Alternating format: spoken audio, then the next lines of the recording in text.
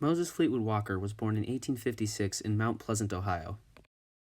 Mount Pleasant is a working-class town in eastern Ohio that had served as a sanctuary for runaway slaves since 1815.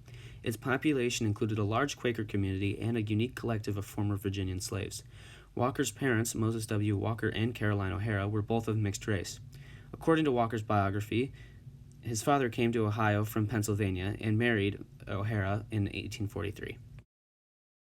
When Walker was 3 years old, the family moved 20 miles northeast to Steubenville, where Moses W. became one of the first black physicians of Ohio and later a minister of the Methodist Episcopal Church. There, Walker's fifth or sixth sibling, his younger brother Weldy, was born the same year.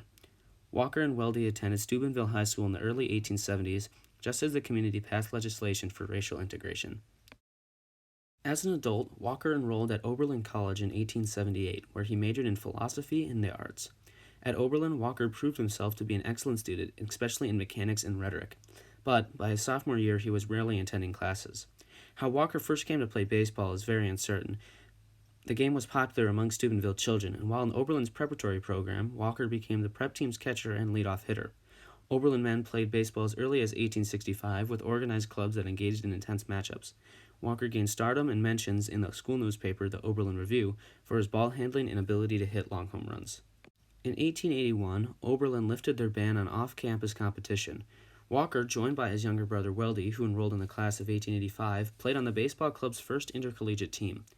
By Oberlin pitcher Harlan Bucket's account, Walker's performance in the season finale persuaded the University of Michigan to recruit him to their own program. Accompanying Walker to the University of Michigan was his pregnant girlfriend Arbella Taylor, whom he married a year later. Michigan's baseball club had been the weakest behind the plate. The team had gone as far to hire semi-professional catchers to fill the void. With Walker, the team performed well, finishing with a 10-3 record in 1882. He mostly hit second in the lineup and is credited with a .308 batting average. During his time at Michigan, Walker was paid by the Whitestone Machine Company of Cleveland to play for their semi-professional ball club in August in 1881.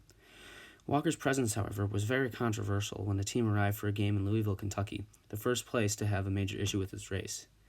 As the team arrived in the early morning of the game, Walker was turned away from the hotel, and more issues arose during the game. The Louisville Eclipse protested Walker's participation. Cleveland relented and held him out of the lineup. In mid-1883, Walker left his studies at Michigan and was signed to his first professional baseball contract by William Volz, manager of the Major League Toledo Blue Stockings. Volz watched Walker play for Oberlin, and his signing reunited Walker with his former battery mate Burkett. Though Walker hit indecent numbers, recording a .251 batting average, he became revered for his play behind the plate and his durability during an era where catchers wore little to no protective equipment. Nonetheless, he played in 60 of Toledo's 84 games during their championship season. At the core of the team's success, one sports writer at Sporting Life pointed out, Walker and pitcher Hank O'Day, which he considered one of the most remarkable batteries in the country.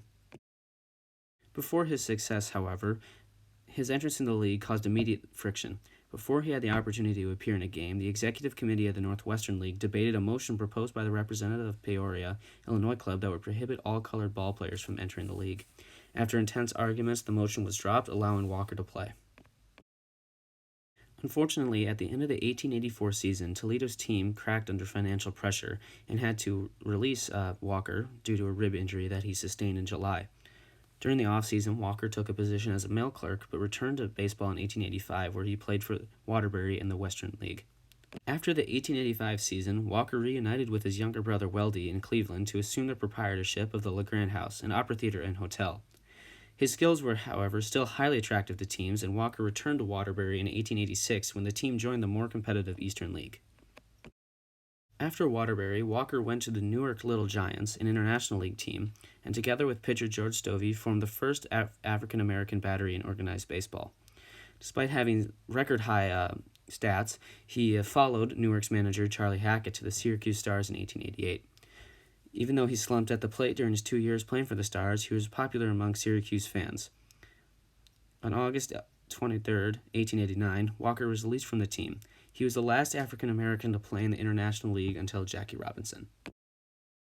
After being released by the Syracuse Stars, he stayed in Syracuse, and around this time, a former Syracuse University professor, Dr. Joel Gilbert Justin, had been experimenting with firing artillery shells with gunpowder rather than compressed air, culminating in his failed invention, the Justin gun. Fascinated, Walker designed and patented an outer casing in 1891 that remedied Justin's failure. The first of his 4 patent inventions, Walker invested in the design with hopes it would be in great demand, but the shell never garnered enough interest. On April 9, 1891, Walker was involved in an altercation outside a saloon with a group of 4 white men exchanging racial insults. Members of the group, including bricklayer Patrick Curley Murray, approached Walker and reportedly threw a stone at his head, dazing him. Walker responded to this by fatally stabbing Murray with a pocket knife. A compliant Walker surrendered to police, claiming self-defense, but was charged with second-degree murder. On June 3, 1891, Walker was found not guilty by an all-white jury, much to the delight of spectators in the courthouse. He returned to Steubenville to, again, work for the Postal Service, handling letters for the Cleveland and Pittsburgh Railroad. On June 12, 1895, Walker's wife Arabella died of cancer at 32 years old. He remarried 3 years later to Edna Mason, another former Oberlin student. The same year, Walker was found guilty of mail robbery and was sentenced to 1 year in prison, which he served in Miami County and Jefferson County Jail. After his release during the turn of the century, Walker jointly owned the Union Hotel in Steubenville with his younger brother Weldie, and managed the Opera House, a movie theater in nearby Cadiz. As host to opera, live drama, vaudeville, and minstrel shows at the Opera House, Walker became a respected businessman and patented inventions that improved film reels when Nickelodeons were popularized. In 1902, the brothers explored ideas of black nationalism as editors for the Equator. Although no copies exist today as evidence, Walker expanded upon his works about race theory in the Equator by publishing the book Our Home Colony in 1908. Regarded as the most learned book by a professional athlete ever wrote, Our Home Colony shared Walker's thesis on the victimization of the black race and a proposal for African Americans to emigrate back to Africa. Moses Walker was not only a great baseball player, but also a very intelligent human being. Unfortunately, Edna died on May 26, 1920. Widowed again, Walker sold the Opera House and managed the Temple Theater in Cleveland with Weldie. On May 11, 1924, Walker died of lobar pneumonia at 67 years of age. His body was buried at Union Cemetery, Beatty Park, next to his first wife.